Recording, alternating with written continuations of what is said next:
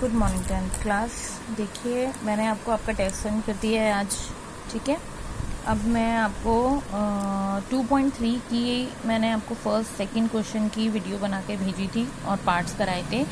मैंने थर्ड और fourth part जो है फिफ्थ, इसकी पीडीएफ फिफ्थ नहीं करना है, पीडीएफ बना के आपको भेजती थी। उसमें ये दोनों क्वेश्चन थे, बट आपको क्वेश्चन समझाने हैं। देखो क्या क्या होना था इसके अंदर। Obtained all zeros of this, zeros मतलब वही एक्स की वैल्यू।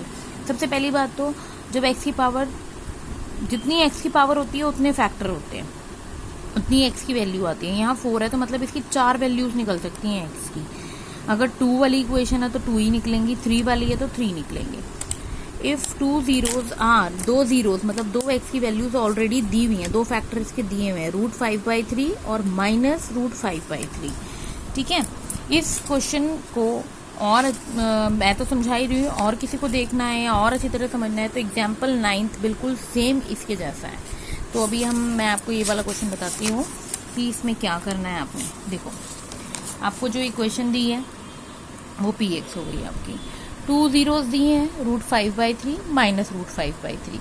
√5/3 -√5/3 इसको कैसे लिखोगे? 2 जीरोज का मतलब एक एक्स की वैल्यू ये है, एक एक्स की वैल्यू ये है, यानी x इक्वल टू दिस और x equal to minus this, ठीक है। ये माइनस का साइन है इसके आगे और ये सिर्फ इक्वल टू का साइन है। अब जब ये इक्वल टू से उधर जाएगा तो क्या बन जाएगा? ये प्लस का है, उधर जाके माइनस, यानी x माइनस √5/3 और ये बन जाएगा x, ये माइनस का साइन है, उधर जाकर के प्लस, x प्लस, प्रॉपर तरीके से लिख रही हूँ मैं, ये लिखा नहीं हुआ है, x प्लस √5/3 और ये हो गया आपका प्लस का निशान, ठीक है।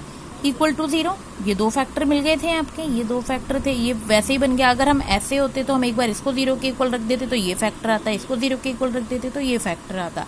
अब इन्हें वापस हमने फैक्टर में बना दिया, ठीक है। इसका मतलब क्या हो गया? a minus b, a plus b, a minus b, a plus b किसका फॉर्मूला होता है? a square minus b square, a का स्क्वायर यानी x स्क्वायर और b का स्क्वायर यानी √5/3 का होल स्क्वायर। और √5/3 का होल स्क्वायर करेंगे तो क्या बन जाएगा? 5/3, क्योंकि मैंने आपको बताया था किसी भी रूट के सेम नंबर को उसी के सेम नंबर के साथ मल्टीप्लाई करें तो नंबर आता है। अब हम क्या करेंगे, ये आ गया और ये हमारी इक्वेशन है। अब हम इससे इसको डिवाइड करेंगे जैसा कि मैंने आपको डिवीजन मेथड बताया। पहला है एक्स स्क्वायर, यहाँ पर है एक्स की पावर 4, यानी मुझे 3 चाहिए और एक्स स्क्वायर चाहिए। 3x स्क्वायर से मैंने मल्टीप्लाई कर दिया। अब 3x स्क्वायर से मैं मल्टीप्लाई करूंगी तो ये बन गया 3x square into x square, 3x की पावर 4। अब ये 3x स्क्वायर 5/3 से भी मल्टीप्लाई होगा। देखो मैं साइड में करके दिखा रही हूँ, इस तरीके से आप रफ में कर सकते हो। यहाँ क्या है? -5/3 और यहाँ क्या है? 3x square. इस -5/3 को मुझे 3x स्क्वायर से मल्टीप्लाई करना है तो 3 से 3 कैंसिल, कितना आ जाएगा? -5x square. वही मैंने यहाँ लिख दिया। और एक्स स्क्वायर की टर्म मैंने एक्स स्क्वायर के नीचे लिखी, क्यूब तो आया नहीं था तो क्यूब को मैंने ऐसे ही छोड़ दिया।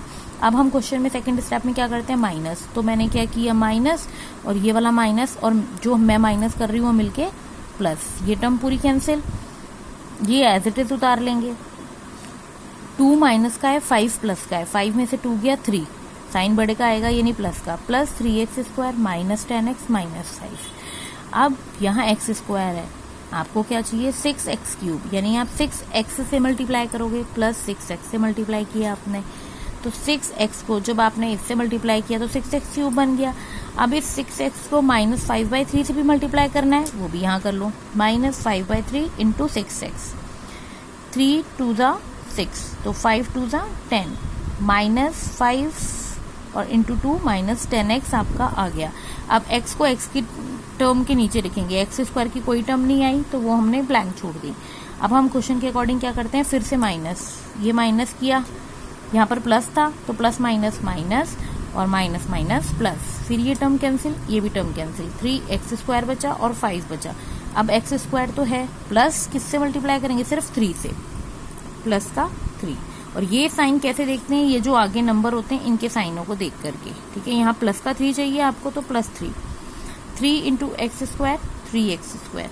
अब ये वाला जो 3 है ये 5/3 से भी मल्टीप्लाई होगा, माइनस के 5/3 से, ये भी कर लो, माइनस के 5/3 से 3 की मल्टीप्लाई करी, 3 से 3 कैंसिल, क्या बचा? -5। इस तरीके से आप रफ में कर सकते हो, इसको आप आपका बेनिफिट है इससे।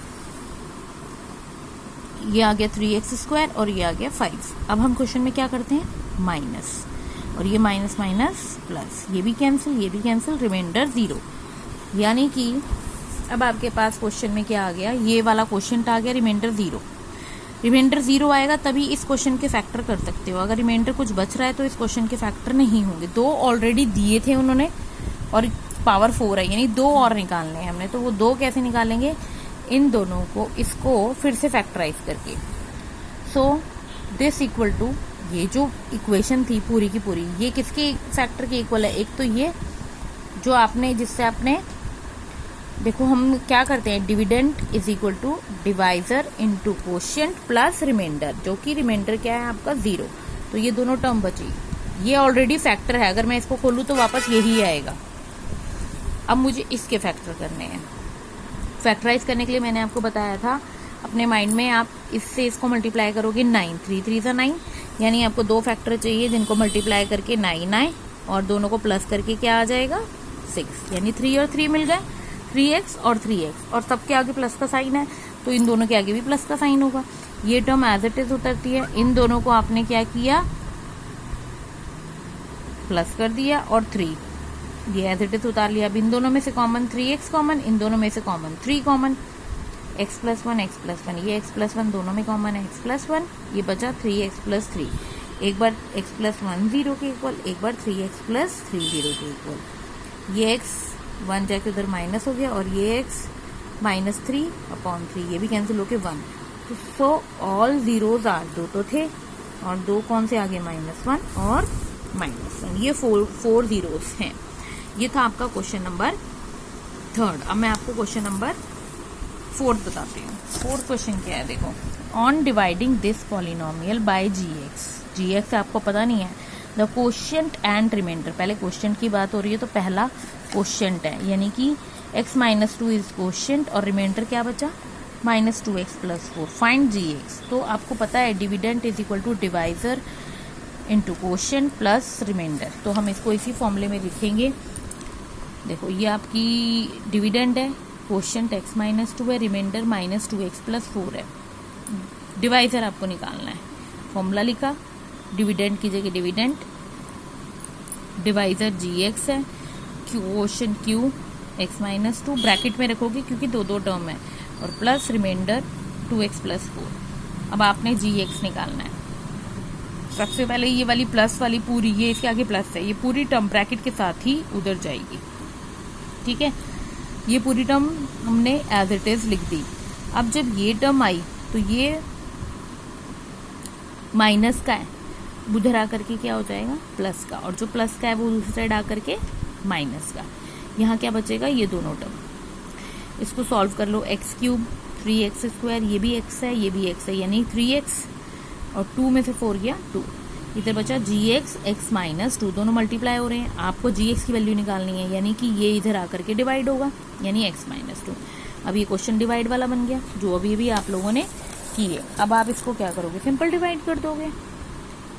x - 2 से इस पूरे क्वेश्चन को डिवाइड कर दिया, आपका रिमाइंडर 0 आ गया। तो आपका जो gx आएगा वो क्या आएगा, x² - x + 1, जो क्वेश्चन है वो आपका gx आ जाएगा।